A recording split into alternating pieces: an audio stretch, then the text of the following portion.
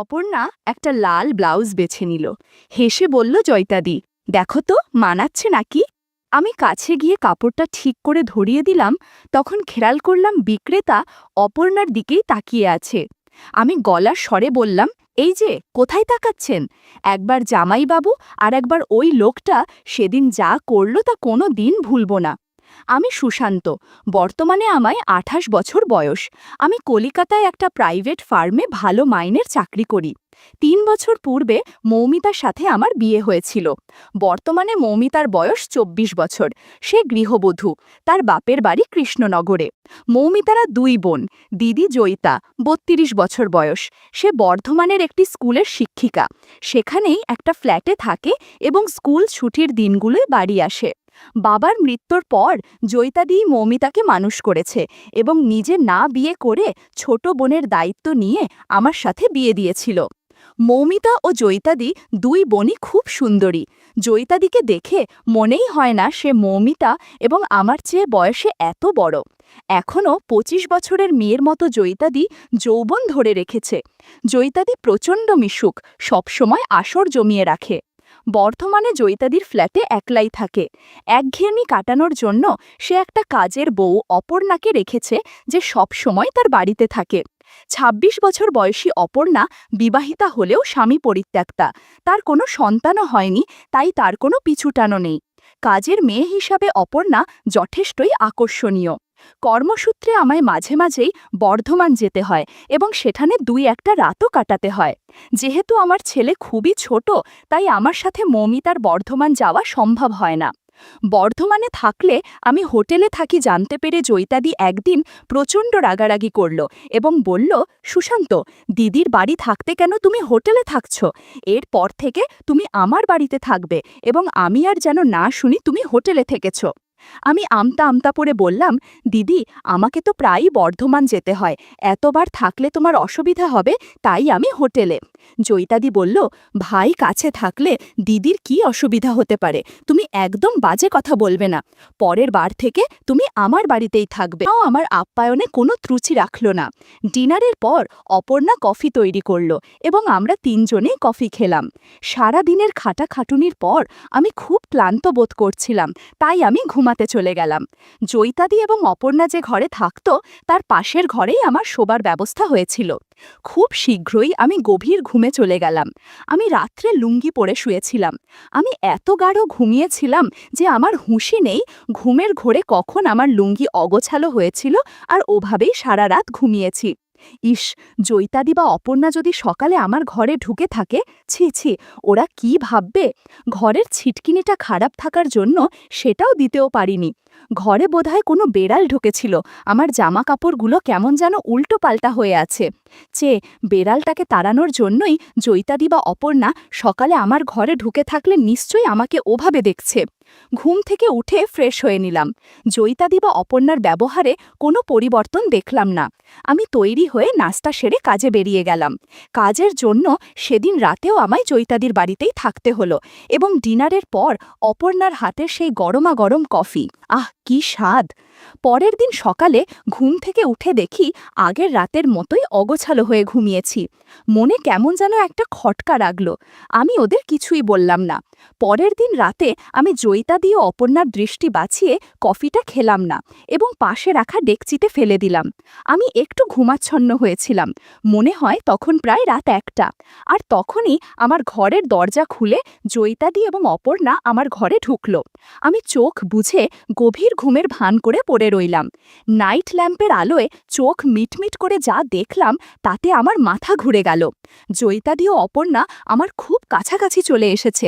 অপর্ণা ফিসফিস করে বলল, দিদি, আমরা যে এসব করছি তাতে সুশান্তদার ঘুম ভেঙে যাবে না তো?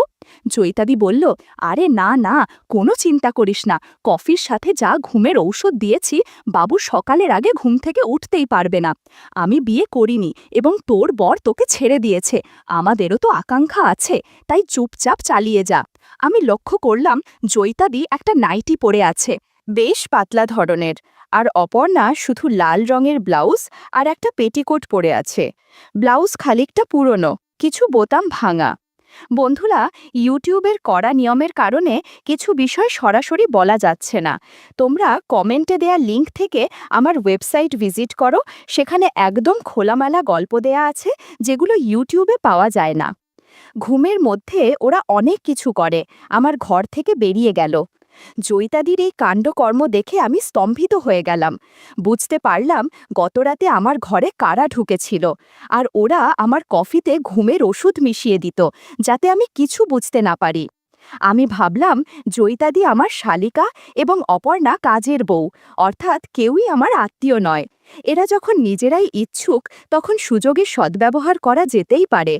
এরা নিজেরা কোনোদিনই মৌমিতাকে জানাতে চাইবে না, কাজেই এখানে থাকলে এই দুজনের সাথে ভালো সময় কাটাতে পারবো, ওদের কাছ থেকে জাম্বুরা খেতে পারবো। পরের দিন ওদের মতোই আমিও স্বাভাবিক ব্যবহার করলাম। সারাদিনের কাজকর্ম শেষে রাত্রে আবার কোনোভাবে কফিটা ফেলে দিলাম।